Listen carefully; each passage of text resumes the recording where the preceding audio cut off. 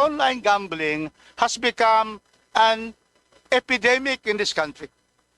So many surveys and research have shown that majority of our people in the Philippines are already into online gambling. Mahigit 60% ng online gambling operators ang illegal na nag-ooperate sa bansa, subalit nakabase sa labas ng Pilipinas. Itong inihayag ni Philippine Amusement and Gaming Corporation o PAGCOR Chairperson and CEO Alejandro Tenco sa pagpapatuloy ng deliberasyon ng House Committee on Appropriations sa 2026 proposed national budget kahapon.